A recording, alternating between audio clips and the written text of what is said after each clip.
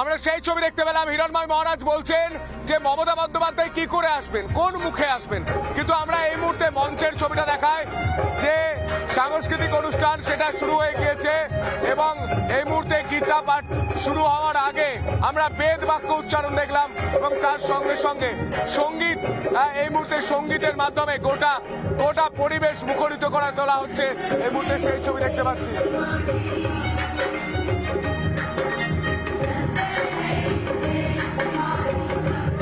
এই মুহূর্তে বিজেপি বিধায়ক আমাদের সঙ্গে সরাসরি রয়েছেন, আমি দেখতে পাচ্ছি। এলিনা রয়েছে সঙ্গে। এলিনা, আমি লাইভে রয়েছি, আমি কথা বলার চেষ্টা করব। আপনি আসতে পারলেন, আপনার কাছে আমন্ত্রণ পত্র গিয়েছিল, মমতা বন্দ্যোপাধ্যায়ের কাছেও তো আমন্ত্রণ পত্র গিয়েছিল। উনি তো হিন্দু ধর্মকে গঙ্গা ধর্ম বলেন না, এই জন্যে যদি কোথাও জলসাতে ডাকতো ওনাকে, উনি যেত। এক গানে গানে এটার উত্তর আছে নাকি? দেখুন, গীতা এমন একটা গ্রন্থ, ভগবানের মুখনিসৃত বাণী, যেটা ফ্রান্সের প্রাক্তন প্রধানমন্ত্রী মিস্টার গগল সাহেব বলেছেন, যে ধর্মের মানুষ হও তুমি গীতাকে অধ্যয়ন করো। তুমি যদি গীতা অধ্যয়ন করতে না পারো তাহলে গীতা শ্রবণ করো, আর তুমি যদি কানে কালা হও তাহলে গীতাকে দর্শন করো, আর তুমি যদি ব্লাইন্ড হও তাহলে গীতাকে বুকে নাও গীতাকে। আজ এই 5 লক্ষ কণ্ঠে গীতা পাঠ, এ থেকে মুখ্যমন্ত্রী বঞ্চিত হওয়া মানে কি? তার মানে উনি বিসর্জন যাবেন, এবার বিসর্জন যাবেন। ওনার আসা উচিত ছিল, এখানে হিন্দু, মুসলমান, খ্রিস্টান, বৌদ্ধ সবাই আসতে পারে।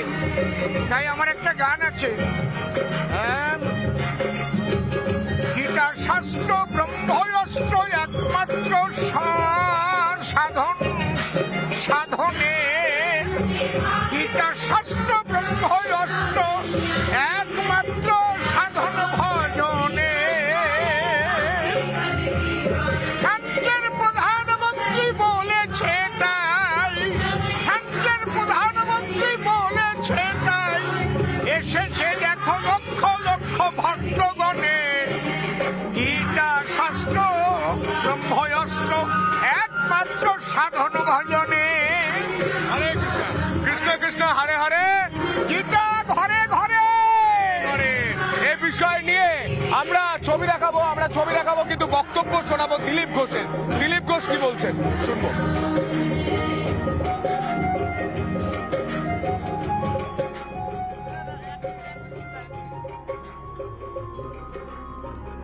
পশ্চিমবাংলার হিন্দু সমাজ এখন নিজেকে অসুরক্ষিত মনে করছে, তাই একত্রিত হওয়ার দরকার আছে।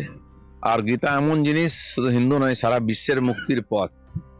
গীতার প্রচারটাও যেমন একটা গুরুত্বপূর্ণ, সেটা হিন্দুকে এক করাও গুরুত্বপূর্ণ। তার প্রয়াস হচ্ছে, সফলভাবেই আয়োজন হবে। সাধু সন্তরা আসছেন, বড় বড় সন্ন্যাসীরা, সন্তরা আসছেন, তাদের আশীর্বাদে বাংলা হিন্দু সমাজ এক হবে। এই মুহূর্তে দিলীপ ঘোষের বক্তব্য আমরা শুনলাম। এই মুহূর্তে মঞ্চের ছবি রবি শর্মা দেখাচ্ছে। 3টি মঞ্চ তৈরি করা হয়েছে, মূল মঞ্চে অনুষ্ঠান চলছে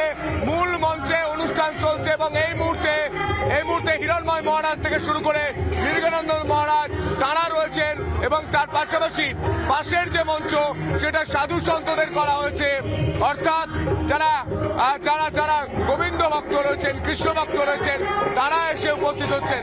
এই মুহূর্তে যারা এসছেন তাদের সঙ্গে আমি একটু কথা বলার চেষ্টা করব, উন্মাদনার ছবিটা দেখার চেষ্টা করব।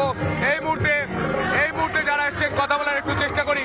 কোথা থেকে আসছেন মা, কোথা থেকে আসছেন? নিউ টাউন রাজারহাট থেকে আসছেন। কি আজকে অনুভব কি হচ্ছে? গীতা পাঠ 5 লক্ষ কণ্ঠে, খুব আনন্দ হচ্ছে, খুব আনন্দ উপভোগ করছি। প্রত্যেক বছর যেন এরকম হয় সনাতনীদের জন্য, এটা বলছি। এই মুহূর্তে ছবিটা দেখায় নিরাপত্তার নিরাপত্তার ছবিটা দেখায়। এই হচ্ছে মেটাল ডিটেক্টর গেট, অর্থাৎ যখন আপনি একদম মূল মঞ্চের সামনে আসতে চাইবেন তখন কিন্তু এই গেট দিয়ে আপনাকে প্রবেশ করতে হবে, আপনার চেকিং হচ্ছে এবং তারপর মূল মঞ্চের দিকে আসতে দেওয়া হচ্ছে। এই মুহূর্তে সেন্ট্রাল আইবির টিম থেকে শুরু করে কলকাতা পুলিশের টিম ডিপ্লয় করা হয়েছে, আমরা সেই ছবি দেখতে পাচ্ছি এবং যারা আসছেন তাদের প্রত্যেককেই কিন্তু এভাবে মেটাল ডিটেক্টর বোর্ড দিয়ে এই গেট দিয়ে ঢুকতে হচ্ছে। আমি আরো একবার ছবিটা দেখাবো, তিনটে মঞ্চের ছবি। এই মুহূর্তে কার্তিক মহারাজ তিনি এসে উপস্থিত হয়েছেন, তার সঙ্গে আমি কথা বলবো সরাসরি। আমি কার্তিক মহারাজের সঙ্গে কথা বলার চেষ্টা করবো, কিছুটা সময় দিতে বলবো। আমি কার্তিক মহারাজের সঙ্গে একটু কথা বলার চেষ্টা করি। মহারাজ 5 লক্ষ কণ্ঠে গীতা পাঠ, একদম শেষ মুহূর্তে দাঁড়িয়ে প্রস্তুতি, কি বলবেন বাংলার মানুষকে? সূর্যের প্রভাতের রঙে রাঙিয়ে উঠেছে সারা পশ্চিমবঙ্গ। লক্ষ লক্ষ মানুষ আসবেন, আমরা তাদের স্বাগত জানাবো। আমরা রিক্ত, অর্থের প্রাচুর্য নেই, রাজশক্তি নেই, সমস্ত মানুষের স্বতঃস্ফূর্ত কৃষ্ণ কৃষ্ণ হরে হরে গীতা পাঠ ঘরে ঘরে। এই মুহূর্তে আমরা সেই ছবি দেখতে পাচ্ছি, কার্তিক মহারাজ তিনি নিজে উপস্থিত রয়েছেন। নানা ধরনের কন্টেন্ট দেখার জন্য লাইক করুন, শেয়ার করুন আমাদের ফেসবুক পেজ, সাবস্ক্রাইব করুন আমাদের ইউটিউব চ্যানেল। পাশাপাশি অন্যান্য ব্রেকিং নিউজের জন্য অবশ্যই চোখ রাখুন রিপাবলিক বাংলায়।